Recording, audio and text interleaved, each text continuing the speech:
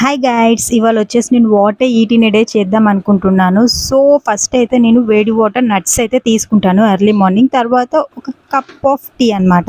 So tea అయిపోయాక ఒక 1 hour 1.5 hour gap తర్వాత బ్రేక్ఫాస్ట్లోకి ఇడ్లీ, దోశ, ఓకే హెవీగా ఏదైనా సరే నాకు నచ్చినట్టు తింటాను. సో ఇవాళ అయితే ఇడ్లీ చేశాను, క్యారెట్ వేసి అండ్ దాంట్లో మంచిగా నెయ్యి వేసేసుకొని బ్రేక్ఫాస్ట్ అయితే చేసేసాను.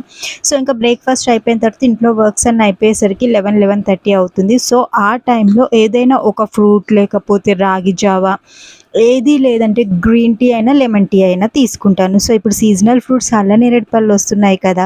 సో ఇంకా అల్లనేరేడు పళ్ళు అయితే ఒక బౌల్లో వేసేసుకొని మంచిగా ఉప్పు కారం వేసి ఒక్కసారి మంచిగా వాటిని కలిపేసుకొని ఒక హాఫ్ అన్ అవర్ పెట్టేసామనుకోండి, మంచిగా ఊరుతాయి. తింటుంటే ఎమ్మీగా పుల్ల పుల్లగా తీయగా టేస్ట్ బాగుంటుంది. సో ఇంకా అలా చేసేసుకొని అవైతే 11 అలా తినేసాను.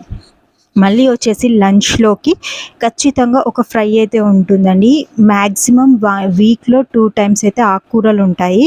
అండ్ దాంతోపాటు కొంచెం ఫైబర్ ఎక్కువ ఉండేటివి సొరకాయ, దొండకాయ ఇలాంటివి ఎక్కువ తింటూ ఉంటాము. సో ఇలా తినడం వల్ల ఏంటంటే మనకి డైజెస్టివ్ సిస్టమ్ అనేది బాగుంటుంది. అండ్ డైట్ చేసినా చేయకపోయినా మన బాడీ అనేది కరెక్ట్గా ఉంటుంది. అండ్ ఒకటి చారు అండ్ ఫ్రైమ్స్ పెట్టుకొని లంచ్ అయితే అయిపోయింది.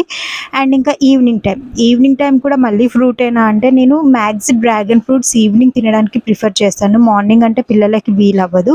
సో లేదు, ఒకవేళ ఇవాళ ఫ్రూట్ లేదు అని అంటే సేమ్ యాజ్ ఇట్ ఈజ్ బయట నుంచి అంటే మంత్లీ వన్స్, వీక్లీ వన్స్ ఏదైనా లైక్ సమోసా, పఫ్ తెప్పిస్తాను. లేదు అంటే యాజ్ ఇట్ ఈజ్ రాగి జావ తాగేస్తాను. ఇంకా డిన్నర్లో మాత్రం మేము అన్నం తినమండి.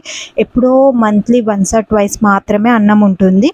మళ్ళీ లేదు అంటే ఉప్మా, దొడ్డటుకులు, పోహ ఇలాంటివన్నీ చేస్తాము. అండ్ ఇవాళ వచ్చేసి అయితే నేను చపాతీ చేశాను. అండ్ చపాతీతో ఆకుకూర, తోటకూర, టమాటా అయితే సూపర్ టేస్టీగా ఉంటుంది. సో ఇంకా మర్త చపాతీస్ చేశాను. అందులోకి తోటకూర, టమాటా, సొరకాయ ఫ్రై ఇవి 2 పెట్టేసుకొని తిన్నాను. వీటి తర్వాత మజ్జిగనైనా లేదు అంటే నిమ్మరసమైన.